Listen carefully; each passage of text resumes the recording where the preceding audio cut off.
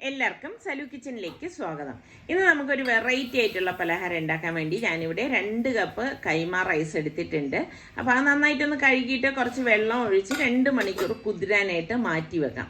പിന്നെ നമ്മളിത് അരച്ചെടുക്കുന്നത് തേങ്ങാപ്പാലിലാണ്. അപ്പം ഞാനിവിടെ 2.5 കപ്പോളം തേങ്ങാപ്പാൽ എടുത്തിട്ടുണ്ട്. അപ്പോൾ തേങ്ങാപ്പാലിൽ തന്നെ അരച്ചെടുക്കണം, എങ്കിൽ മാത്രമേ ഇത് നല്ല അടിപൊളിയായിട്ട് നമുക്ക് കിട്ടത്തുള്ളൂ കേട്ടോ. അപ്പം മിക്സിയുടെ ജാറിലേക്ക് നമുക്ക് ഈ ഡ്രെയിൻ ചെയ്ത് വെച്ചിരിക്കുന്ന അരി ഇതുപോലെ ഇട്ട് കൊടുക്കണം. അപ്പം ഞാനിപ്പം ഒറ്റ ബാച്ചായിട്ട് തന്നെയാണ് ഇത് അരച്ചെടുക്കുന്നത്. പിന്നെ കൈമ റൈസ് ആയതുകൊണ്ട് തന്നെ പെട്ടെന്ന് അരഞ്ഞു കിട്ടുകയും ചെയ്യും. ഇതിലേക്ക് നമുക്ക് പാകത്തിനുള്ള ഉപ്പും അതുപോലെ തന്നെ 1/4 കപ്പ് ചോറാണ് ചേർത്ത് കൊടുക്കുന്നത്. ഇപ്പം എൻ്റെ കയ്യിൽ ചോറില്ലാത്തതുകൊണ്ട് ഒരു ഇഡ്ഡലിയാണ് ഞാൻ ഇതിന് പകരമായിട്ട് ചേർത്തിരിക്കുന്നത് കേട്ടോ. പിന്നെ നമുക്ക് 1 ടേബിൾ സ്പൂൺ നെയ്യും കൂടി ഇതിലേക്ക് ഒഴിച്ച് തേങ്ങാപ്പാൽ ഈ അരിയുടെ നികക്കെ ഒഴിച്ച ശേഷം അരച്ചെടുക്കാം. എപ്പോഴും നമ്മൾ അരച്ചെടുക്കുമ്പം ഫുള്ള് ആദ്യമേ ഒഴിച്ചിട്ടൊന്നും അരച്ചെടുക്കരുത്. അങ്ങനെ വയ്ക്കുമ്പോൾ അരവ് കിട്ടാൻ പാടാണ് കേട്ടോ. അപ്പം എപ്പോഴും നമ്മൾ അരിക്ക് മീതെ വെള്ളം അല്ലെങ്കിൽ തേങ്ങാപ്പാൽ എന്തിനാണെങ്കിലും നമ്മൾ അരച്ചെടുക്കുമ്പോൾ ഈ ഒരു പരുവത്തിൽ അരച്ചെടുത്താൽ മാത്രമേ നമുക്ക് നല്ല രീതിക്ക് അത് അരഞ്ഞു കിട്ടത്തുള്ളൂ. അപ്പം ഞാനിത് ഒരു ബൗളിലേക്ക് ഒഴിച്ചിട്ടുണ്ട്. ഇനി നമുക്ക് ബാക്കിയിരിക്കുന്ന തേങ്ങാപ്പാലുണ്ടല്ലോ, അതായത് ഇതിപ്പോൾ കട്ടിക്കാണ് ഇരിക്കുന്നത്, കണ്ടോ? ഇങ്ങനെ അല്ല ഈ ബാറ്റർ വേണ്ടത്, കുറച്ച് ലൂസാക്കിയാണ് വേണ്ടത്. അപ്പം നമ്മൾ ഈ എടുത്ത് വെച്ചിരിക്കുന്ന ബാക്കി തേങ്ങാപ്പാൽ ഫുള്ളായിട്ട് ഇതിലേക്ക് ഒഴിച്ചിട്ട് നന്നായിട്ടൊന്ന് ഇളക്കി യോജിപ്പിച്ച് കൊടുക്കണം. ഇതുപോലെ ഒന്ന് ഇളക്കി മിക്സ് ചെയ്ത് കൊടുത്താൽ മതി. അപ്പം ശരിക്കും പറഞ്ഞാൽ ആ അരി ഒന്ന് കുതിരുന്ന ടൈം മാത്രമേ ഉള്ളൂ. പിന്നെ നമുക്ക് പെട്ടെന്ന് റെഡിയാക്കി എടുക്കാൻ പറ്റുന്ന ഒരു അടിപൊളി പലഹാരമാണ് കേട്ടോ. അപ്പം ഇത് റെഡിയാക്കാൻ വേണ്ടിയിട്ട് ഞാനിവിടെ ഒരു സ്റ്റീൽ പ്ലേറ്റ് എടുത്തിട്ടുണ്ട്. എപ്പോഴും ഇതുപോലത്തെ പ്ലേറ്റ് തന്നെയാണ് നല്ലത് കേട്ടോ. ഇനി ഇതിലേക്ക് നമുക്ക് കുറച്ച് നെയ്യൊന്ന് ബ്രഷ് ചെയ്ത് കൊടുക്കണം. നമ്മൾ നെയ്യ് ബ്രഷ് ചെയ്ത് കൊടുക്കുമ്പോൾ പ്ലേറ്റിന്റെ എല്ലാ വശത്തും നെയ്യ് വരത്തക്ക രീതിയിൽ ബ്രഷ് ചെയ്ത് കൊടുക്കണം. എങ്കിൽ മാത്രമേ ലാസ്റ്റ് നമുക്കിതിൽ നിന്ന് ഈസി ആയിട്ട് ഇളകി കിട്ടത്തുള്ളൂ. അതുകൊണ്ടാണ് നമ്മൾ ഇതിൽ നല്ലതുപോലെ ഒന്ന് നെയ്യ് തടവി കൊടുക്കുന്നത്. അപ്പം ഇനിയിപ്പം നമുക്ക് ഇത് ആവിയേറ്റി എടുക്കുകയാണ് ചെയ്യണത്. അപ്പോൾ അതുകൊണ്ട് തന്നെ ആവി ചെമ്പിൽ ഞാൻ അടിത്തട്ടിൽ വെള്ളം വെച്ചിട്ട് മേൽത്തട്ടിൽ ഇതുപോലെ ഈ പ്ലേറ്റ് വെച്ച് കൊടുക്കുകയാണ് ചെയ്യണത്. അതിന് ശേഷം നമുക്ക് ഈ മാവ് നന്നായിട്ടൊന്ന് കലക്കണം കേട്ടോ. ഓരോ പ്രാവശ്യം നമ്മൾ മാവ് കോരി ഒഴിക്കുമ്പോൾ നല്ലതുപോലെ ഇളക്കിയിട്ട് വേണം കോരി ഒഴിച്ചു കൊടുക്കാനുള്ളത്. അപ്പം നമ്മൾ അടിയിലത്തെ ലെയറിൽ ഞാൻ ഇതുപോലെ മാവ് കോരി ഒഴിച്ച ശേഷം നമുക്കിനി ഇതിൻ്റെ ലിഡ് കൊണ്ട് മൂടിയിട്ട് 1 മിനിറ്റ് ഒന്ന് വേവിച്ചെടുക്കുകയാണ് ചെയ്യണത്. കൂടുതലൊന്നും ടൈം വയ്ക്കേണ്ട ആവശ്യമില്ല. കറക്റ്റ് 1 മിനിറ്റ് ആയിട്ട് നമ്മൾ അടപ്പൊന്ന് മാറ്റുമ്പോഴേക്ക് ഇതിപ്പം വെന്തിട്ടുണ്ട്. അതിന് മീതെ നമ്മൾ നല്ലതുപോലെ ഒന്ന് നെയ്യ് തടവി കൊടുക്കണം. അപ്പൊ ഈ പ്രോസസ്സ് തന്നെയാണ് നമ്മൾ ഇനി അങ്ങോട്ട് തുടരണത്. അപ്പൊ നെയ്യ് തടവിയ ശേഷം വീണ്ടും നമ്മൾ മാവ് കോരി ഒഴിക്കുന്നു, മൂടി വയ്ക്കുന്നു. വീണ്ടും 1 മിനിറ്റ് കഴിയുമ്പോഴേക്ക് എടുക്കുന്നു. ഇപ്പൊ നമ്മൾ ചെയ്തതുപോലെ അങ്ങ് തുടർന്ന് ചെയ്താൽ മതി. അപ്പൊ എത്ര ലെയർ വേണം എന്ന് നമ്മൾ തീരുമാനിച്ചാൽ മതി കേട്ടോ. പലരും എൻ്റെ അടുത്ത് ആവിയിൽ വേവിക്കുന്ന പലഹാരം വേണം, അതുപോലെ തന്നെ എയർ ഫ്രയറിലുള്ളത് വേണം എന്നൊക്കെ എൻ്റെ അടുത്ത് ആവശ്യപ്പെടുന്നുണ്ടായിരുന്നു. അപ്പം എന്തായാലും ഞാൻ ഉണ്ടാക്കുന്ന അനുസരിച്ച് നിങ്ങളായിട്ട് അത് ഷെയർ ചെയ്യുന്നതാണ്. പിന്നെ അതുപോലെ തന്നെ നിങ്ങൾക്ക് ഇപ്പം ഒരുപാട് ഈ റംസാൻ റെസിപ്പിയൊക്കെ നമ്മളുടെ സലു കിച്ചൻ്റെ ഇതിനു മുൻപ് ഒരുപാട് പോസ്റ്റ് ചെയ്തിട്ടുണ്ട് കേട്ടോ. അപ്പം നിങ്ങൾ സലു കിച്ചൻ ഇഫ്താർ റെസിപ്പീസ് എന്ന് പറഞ്ഞ് സെർച്ച് ചെയ്താൽ മാത്രമേ നമ്മുടെ സലു കിച്ചനിലുള്ള ഇഫ്താർ റെസിപ്പീസ് ഒക്കെ നിങ്ങൾക്ക് കിട്ടത്തുള്ളൂ. അതുപോലെ തന്നെ ഇപ്പം നിങ്ങൾക്ക് എന്ത് പലഹാരമാണ് വേണ്ടത്, അപ്പോൾ അത് സലു കിച്ചനിൽ നിന്നാണ് വേണ്ടതെങ്കിൽ സലു കിച്ചൻ, ഇപ്പം മോമോസ് എന്നൊക്കെ പറഞ്ഞ് അടിച്ചു കഴിഞ്ഞാൽ നിങ്ങൾക്ക് അതിൻ്റെ റെസിപ്പിയൊക്കെ കിട്ടും കേട്ടോ. അപ്പം ഇങ്ങനെ നിങ്ങൾ സെർച്ച് ചെയ്താൽ മാത്രം മതി കേട്ടോ. കുറേ പേര് പറയുന്നുണ്ട് സെർച്ച് ചെയ്താൽ കിട്ടുന്നില്ല എന്നൊക്കെ എൻ്റെ അടുത്ത് ഇങ്ങനെ പറയുന്നതുകൊണ്ടാണ് ഞാൻ ഇത്ര ഡീറ്റെയിൽ ആയിട്ട് പറഞ്ഞത്. അപ്പം ഞാനൊരു 7 ലെയർ വരെ അവിടെ റെഡിയാക്കി. അപ്പോൾ ബാക്കി ഇത്രയും മാവ് ഇരിക്കുന്നുണ്ടായിരുന്നേ. അതിലേക്ക് ഞാനിപ്പം 2 ടേബിൾ സ്പൂൺ പഞ്ചസാരയും കുറച്ച് ഏലക്ക പൊടിച്ചതും കൂടി ഇട്ടിട്ട് നന്നായിട്ടൊന്ന് ഇളക്കി കൊടുക്കാനായിട്ട് ഒരു മധുരത്തിൻ്റെ രീതിയിലാണ് ഇതിപ്പോൾ ഞാൻ റെഡിയാക്കി എടുക്കുന്നത്. ഇതൊക്കെ നമ്മളുടെ ഇഷ്ടത്തിനനുസരിച്ച് ചെയ്യാം കേട്ടോ. ഇപ്പം മധുരമാണെങ്കിലും ഇപ്പോൾ ഓവറായിട്ടൊന്നും മധുരം നമ്മൾ പ്രത്യേകിച്ച് ഈ നോമ്പ് സമയത്തൊന്നും കഴിക്കാതിരിക്കുകയാണ് നല്ലതെന്നാണ് എൻ്റെ ഒരു അഭിപ്രായം കേട്ടോ. അപ്പം ഇതിപ്പോൾ കറക്റ്റാണ് എന്ന് വെച്ചാൽ ഒരുപാട് മധുരമൊന്നും ഇല്ല, നമുക്കിത് കലക്കിയെടുക്കുമ്പോൾ തന്നെ മനസ്സിലാവും കേട്ടോ. ഇപ്പം നമ്മൾ ആവി കയറ്റിയത് ഇപ്പം റെഡി ആയിട്ടുണ്ട്. അപ്പം ഇനി ഇത് തണുക്കാനായിട്ട് നമുക്ക് എടുത്ത് പുറത്ത് വെച്ച് കൊടുക്കാം. എപ്പോഴും ഇത് നല്ലതുപോലെ തണുത്ത ശേഷം മാത്രമേ നമ്മൾ ഈ പ്ലേറ്റിൽ നിന്ന് ഇളക്കിയെടുക്കാവൂ. അല്ലാതെ നമ്മൾ ഈ ചെറു ചൂടോടെ ഒന്ന് ഇളക്കാനായിട്ട് നിൽക്കരുത് കേട്ടോ.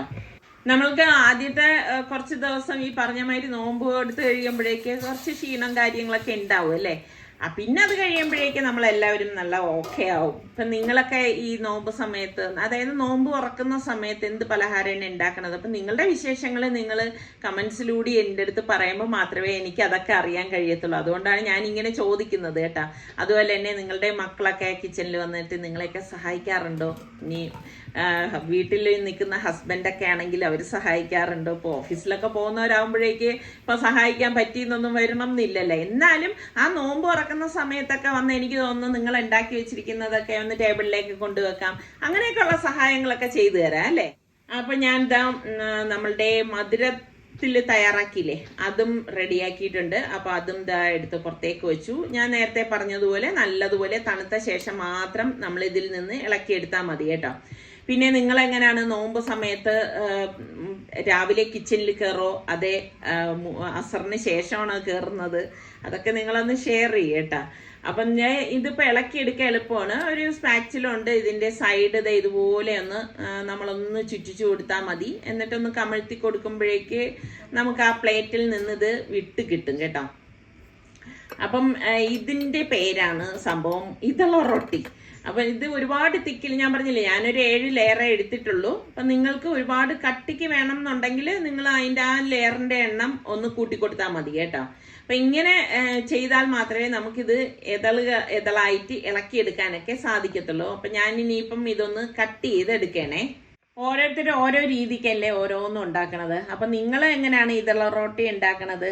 ഇനി അഡീഷണൽ ആയിട്ട് വേറെ എന്തെങ്കിലും ചേർക്കോ, അതല്ല വേറെ രീതിയിലാണോ? എന്തായാലും ഇപ്പം നിങ്ങൾ എൻ്റെ വീഡിയോ ഇരിക്കുന്നവരാണ്. അപ്പം എനിക്ക് പക്ഷേ നിങ്ങളെ ആരെയും കാണാനും കഴിയത്തില്ല. അപ്പം നിങ്ങൾ നിങ്ങളുടെ വിശേഷങ്ങൾ ഒന്ന് പറയുക കേട്ടോ. അപ്പം ഞാൻ എന്നാൽ പറ്റുന്ന രീതിയിലൊക്കെ കമൻസിന് റിപ്ലൈ തരുന്നുണ്ട്. പിന്നെ ഇപ്പം നമ്മളുടെ നോമ്പും കൂടി ആയതുകൊണ്ടാണ് പലർക്കും റിപ്ലൈ തരാനായിട്ട് വൈകുന്നത്. അപ്പം അതുകൊണ്ട് നിങ്ങളെല്ലാവരും ക്ഷമിക്കുമെന്ന് എനിക്കറിയാം. അപ്പം ഞാനിതെല്ലാം കട്ട് ചെയ്തെടുക്കണേ. പിന്നെ ചിലർക്കെങ്കിലും തോന്നും കേട്ടോ, ഇത്രയൊക്കെ ബുദ്ധിമുട്ടി പ്രയാസപ്പെട്ട് ഇതൊക്കെ ഉണ്ടാക്കി കഴിക്കണമെന്നുള്ള കാര്യം. പിന്നെ ഇതൊക്കെ ഒരു രസമല്ലേ അല്ലേ? പാചകം ഇഷ്ടപ്പെടുന്ന ആൾക്കാരൊക്കെ ഇതൊക്കെ ഇതുപോലെയുള്ളതൊക്കെ ട്രൈ ചെയ്യാനായിട്ട് നോക്കും. ഇതാ കണ്ട, ഇതളായിട്ട് നമുക്ക് ഇതിൽ നിന്ന് ഇളക്കിയെടുക്കാനായിട്ട് സാധിക്കും. വളരെ സോഫ്റ്റ് ആയിട്ടുള്ള ഇതള റൊട്ടിയാണ്. കണ്ട, ഇതുപോലെ നമുക്ക് വയ്ക്കാം. അങ്ങനെ ഈസി ആയിട്ട് ഇളകി കിട്ടാനാണ് നമ്മൾ ഇതിൻ്റെ ഇടയിൽ നമ്മൾ നെയ്യ് പുരട്ടുമ്പോൾ നല്ലതുപോലെ നെയ്യ് ഇതിലേക്ക് നമ്മൾ ബ്രഷ് ചെയ്തെടുക്കുന്നത്. അപ്പം ഇത് നമുക്ക് ഞാൻ മധുരത്തിൽ തയ്യാറാക്കിയില്ലേ, അതിന് നമുക്ക് കറിയൊന്നും വേണ്ട, അല്ലാതെ തന്നെ കഴിക്കാം. ശരിക്കും നമ്മുടെ ഈ ഇതില്ലേ കിണ്ണത്തപ്പം, അതിൻ്റെ ഒരു ടേസ്റ്റ് തന്നെയാണ് വരുന്നത്. കിണ്ണത്തപ്പം ആകുമ്പോൾ നമ്മൾ അതിലേക്ക് മുട്ടയൊക്കെ ചേർക്കുന്നുണ്ട്. അപ്പം ഇന്നിപ്പം ബീഫിൻ്റെ കൂടാണ് ഇത് സെർവ് ചെയ്യുന്നത് കേട്ടോ. കുറച്ച് ബീഫ് കറി ഉണ്ടാക്കിയിട്ടുണ്ടായിരുന്നു. അപ്പം അതിൻ്റെ ഒപ്പം ഇത് നല്ലൊരു കോമ്പിനേഷനാണ്. ഇതിപ്പം ജസ്റ്റ് ഫോട്ടോയ്ക്ക് വേണ്ടിയിട്ട് എടുത്തു വെച്ചതാണ് കേട്ടോ. ഇപ്പം നമ്മളുടെ സനമോളുടെ പ്ലേ ഏരിയ ആയിട്ട് മാറി ഇത് കേട്ടോ. സനയ്ക്ക് ഭയങ്കര ഇഷ്ടമാണ് ഇവിടെ വന്ന് കളിക്കാനായിട്ട്. അപ്പോൾ ഇതുപോലെ നമ്മൾ ഇപ്പുറത്തെ പോലെ വന്നിട്ടാണെങ്കിൽ ഇതുപോലെ ഒളിച്ച് കളിക്കാനും ഒക്കെ ഇഷ്ടമാണ്. പിന്നെ ഇതുപോലെ ക്ലോസ് ചെയ്തിരിക്കുന്നതുകൊണ്ട് നമുക്ക് അങ്ങനെ പേടിക്കേണ്ട കാര്യമൊന്നുമില്ല. ഇപ്പം കുഞ്ഞുങ്ങളൊക്കെ ഉള്ളവർ എന്തെന്ന് baby play area, baby play room ഇങ്ങനെയൊക്കെ അല്ലേ ഉണ്ടാക്കണത്. ഇതിപ്പോൾ ശരിക്കും പറഞ്ഞാൽ അതിൻ്റെ ഒന്നും ആവശ്യമില്ല. ഈ ഒരു ഏരിയയിൽ അവളെ വിട്ട് കഴിഞ്ഞാൽ ഇപ്പം നമ്മൾ ഇവിടെ ഡൈനിങ്ങിൽ ഇരുന്നാലും ഒരു നോട്ടം ഉണ്ടല്ലോ. അപ്പം അതുകൊണ്ട് ഒരു ധൈര്യമാണ്. അപ്പോൾ എപ്പോഴും ഇവിടെ വന്നിരിക്കണം. അതിന് വേണ്ടിയിട്ട് ഇങ്ങനെ സൈക്കിളൊക്കെ അവള് തന്നെ കൊണ്ട് ഉരുട്ടി ഇവിടെ ഫ്രണ്ടിൽ ഇതിൻ്റെ വാതിലിനെ കൊണ്ടുവന്നിട്ട് തട്ടും കേട്ടോ. ശരിക്കും ഞങ്ങൾ ഈ ഗ്ലാസ് എപ്പോഴും തുടച്ചു വെക്കണതാണ്. ഇപ്പം മൊത്തം നമ്മുടെ സനമോളുടെ കൈപ്പാടുകളാണ്. കാരണം കുഞ്ഞല്ലേ, അവൾക്ക് അറിയില്ലല്ലോ, അവളിങ്ങനെ അതിൽ പിടിച്ചിങ്ങനെ കളിക്കുക. അപ്പം പിന്നെ ആ ഗ്ലാസ് അങ്ങ് തുറന്നിട്ടേക്കും. അപ്പം പിന്നെ നമുക്ക് കാണുകയും ചെയ്യാം. എന്നിട്ട് കുറച്ച് നേരം അവളുടെ വണ്ടിയൊക്കെ അവിടെ കൊണ്ടുവച്ച് പിന്നെ ഇവിടെ വന്ന് നിന്ന് കുറച്ച് ബഹളമൊക്കെ ഉണ്ടാക്കി. അപ്പോഴേക്ക് ചില സമയങ്ങളിൽ ഇതുപോലെ ഗേറ്റ് ഒന്ന് തുറന്നിട്ട് കൊടുക്കും കേട്ടാ. അപ്പം ഇതുപോലെയൊക്കെ തറയിലൊക്കെ നടന്ന് പഠിക്കട്ടെ. ഓഹോ, ഇതാണ് ഇവിടുത്തെ പരിപാടി. സാധിക്കാം ഫ്രിഡ്ജിൽ നിന്ന് എന്തൊക്കെ ഇട്ടപ്പോ നമുക്ക് ഒരാള് ഇങ്ങനെ പരതി എടുക്കുമ്പോ നമുക്ക് മനസ്സിലാകത്തില്ലേ. ഞാൻ അവിടെ ഇരിക്കുന്നു, പിന്നെ ഉണ്ടാക്കാനല്ലേ വാങ്ങിച്ചു വെക്കണത്. അപ്പൊ ഇതിപ്പോ എന്ത് പരിപാടി? ഈ ഒരു മുമ്പ് ഇതുണ്ടാക്കിയില്ലായിരുന്ന അതിന് ബദലല്ല, നമ്മൾ കണ്ണൂരിൽ പോയപ്പോൾ കുടിച്ചതല്ലേ. നീ ഉണ്ടാക്കാന്ന് പറഞ്ഞ് ഇതുവരെ ഉണ്ടാക്കി തന്നിട്ടില്ല. പക്ഷെ ഞാൻ ഉണ്ടാക്കി കാണിച്ചു തരാം എന്താണെന്നുള്ളത്. നോക്കിക്കോ, അത് കോമൺ അല്ലേ, എല്ലാവർക്കും അറിയുന്ന കാര്യമല്ലേ. എല്ലാവർക്കും അറിയുന്ന കാര്യങ്ങളാണ് ചെയ്യേണ്ടത്. അതുപോലെ ഞാനിപ്പോൾ ചെയ്തത് എന്താണ്, ഫ്രിഡ്ജിൽ കയറി കുറച്ച് സാധനം എടുത്തു അല്ലേ. അതുപോലെ എല്ലാവർക്കും ചെയ്യാൻ പറ്റുന്ന രീതിയിലുള്ള സാധനങ്ങളേ ഉള്ളൂ എല്ലാം.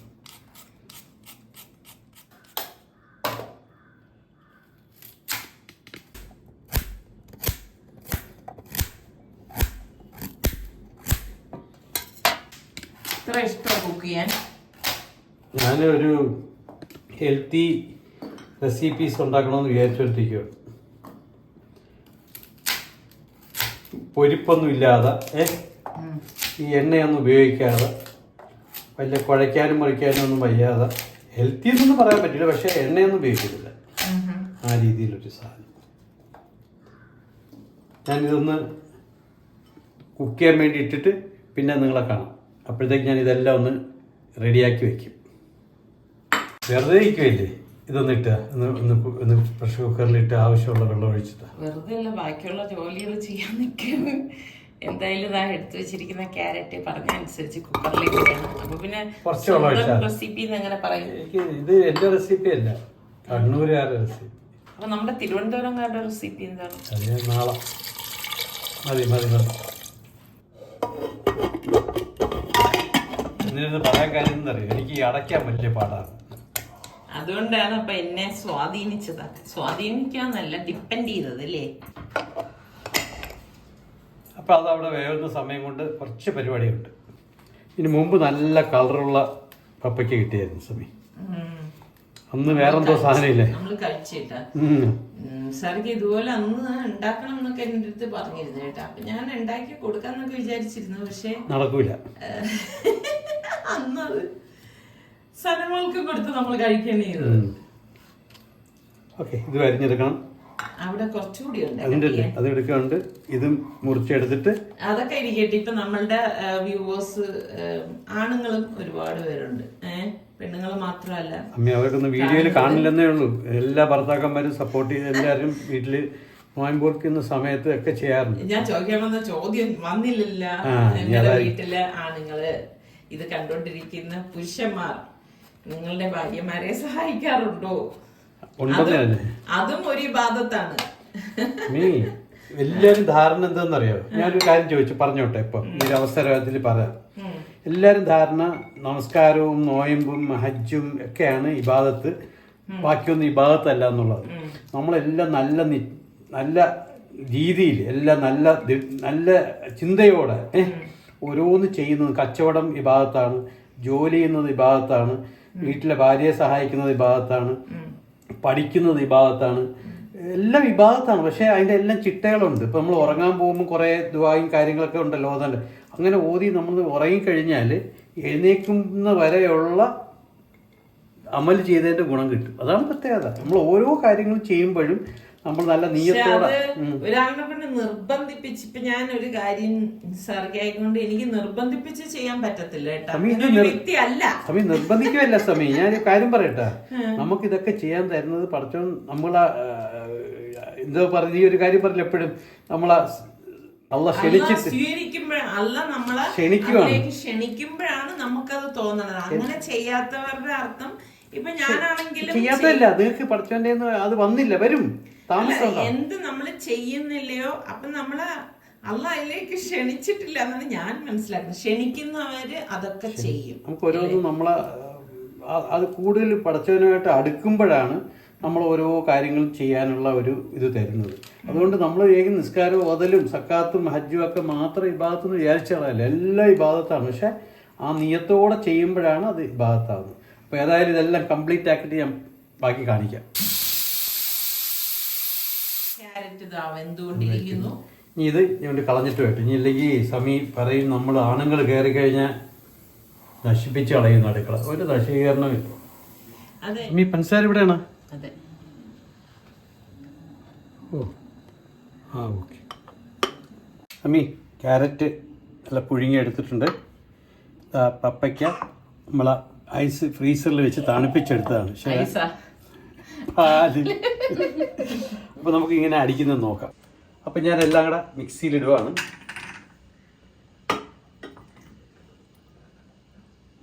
വേവിച്ച ക്യാരറ്റ്, വേവിക്കാത്ത പപ്പായ,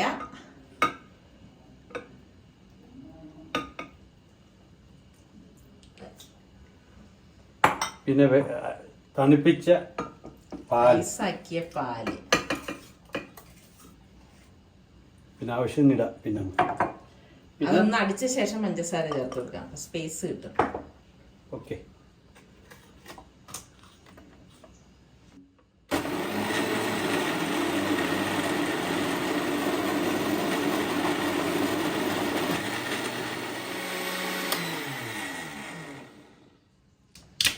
അയ്യോ അടിപൊളി. ഈ കുറച്ച് പാലും പിന്നെ നമുക്ക് പഞ്ചസാര, അത് നിങ്ങളെയൊക്കെ മധുരത്തിനനുസരിച്ച്. ഞാൻ കുറച്ചേ ഇടത്തുള്ളൂ, കാണിക്കൂല എത്ര ഇടുന്നുള്ളൂ. ഇനി ഒരു സംഭവം കൂടി നമ്മൾ ഇതിലേക്ക് ചേർക്കും. അത് ലാസ്റ്റ്. പഞ്ചസാരക്ക് അതോ അവിടെ എടുത്ത് വെച്ചിട്ടുണ്ട്, ഇതും അടിച്ചിട്ടേ ചേർക്കുള്ളൂ. ഒന്ന് കാണിച്ചോളൂ.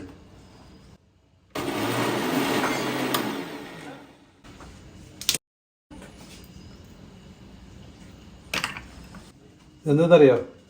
ഐസ്ക്രീം. കുറച്ച് ഐസ്ക്രീം കൂടെ ഇടാമെന്ന് വിചാരിച്ചു. പക്ഷെ നിങ്ങൾ പറയല്ലേ ഹെവി എന്ന്. അതെന്തായാലും പറയും. Special item ഉണ്ടാക്കാണ്.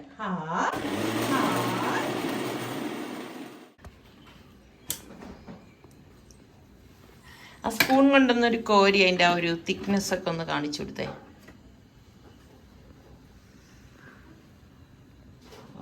അടിപൊളി. ഒഴിക്കും പറയാൻ പറ്റും ഇതിൻ്റെ തിക്നെസ്. എന്താ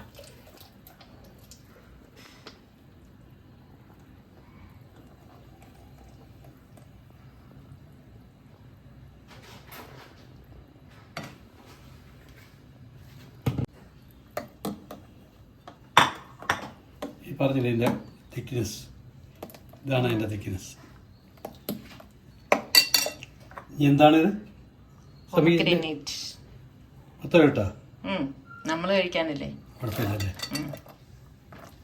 എല്ലാം നമ്മളുടെ സന്തോഷമാണ്. ഇനി 2 ഐറ്റം കൂടെ ഉണ്ട്. ഇതെന്താണെന്നറിയോ? കപ്പലണ്ടി. കപ്പലണ്ടി. ഇപ്പം എല്ലാവർക്കും പിടികിട്ടി കാണും. അത് ആദ്യം തന്നെ പറഞ്ഞു കൊടുത്തല്ലോ അവർക്ക്, പിന്നെ പിടിത്തം കിട്ടാൻ. അതല്ല, എല്ലാവർക്കും മതിയാവും. ഇതാണ് കിസ്മിസ്. അതിങ്ങനെ അവിടെ ഇവിടെ നമുക്ക് കിടക്കണ കാണാം. പക്ഷെ ആദ്യം ഞങ്ങൾ കുടിച്ചപ്പോഴേ കാഷ്നട്ടായിരുന്നു കൂടുതൽ കേട്ടാ. പിന്നെ ബദാം ഇടാം. ബദാമൊക്കെ ഇവിടെ ഇരിപ്പുണ്ട്. ബദാം വേണോ? വേണ്ടല്ലേ, നമ്മളല്ലേ, നമുക്ക് കുടിക്കാനല്ലേ. അടിപൊളിയല്ലേ? അടിപൊളി കളർ. പിന്നെ കണ്ണൂരുകാര് ഇത് ഇടോ എന്ന് എനിക്കറിയത്തില്ല, എന്തായാലും നമ്മൾ ഇടും കേട്ടാ. കുറച്ച് കസ്കസ്, അത്രയും വേണ്ട. കരുന്നറിയോ സമയം, ഇത് ശരീരം തണുക്കാൻ പറ്റിയ സാധനമാണ്. കണ്ണൂർ തിരുവനന്തപുരം ഒരു കോക്ടെയിൽ. അങ്ങനെ നമ്മളുടെ കണ്ണൂർ ട്രിവാൻഡ്രം കോക്ടെയിൽ റെഡി ആയിട്ടുണ്ട്. ഇവിടെ എന്താണെന്ന് നോക്കട്ടെ. ഓ ബേബി, മോക്കൊഴിച്ച് കേട്ടാ മോക്ക്. ഐസ് ഐസ് ഇതല്ല, ഐസ് എന്ന് പറയുന്നത് അവളുടെ കണ്ണ് കാണിച്ചിരുവാ. ഐസ് ഐസ് കണ്ട? ആ ഐസ് അല്ല മോളെ, തണുപ്പുള്ള ഐസ്. അത് ഇയർ. അപ്പൊ കുക്ക് ചെയ്യുന്ന കണ്ടോണ്ടിരിക്കുകയാണല്ലോ. നാളെ ഇനി സന ബേബിയുടെ ഒരു കുക്കിംഗ് ആണ് കേട്ടാ. അച്ഛന്ന് പറയുന്നത് എന്തിനാണെന്നറിയോ? ഓറഞ്ചിന്. സന ബേബിയുടെ കുക്കിംഗ് ആണ് നാളെ. ഓക്കെ,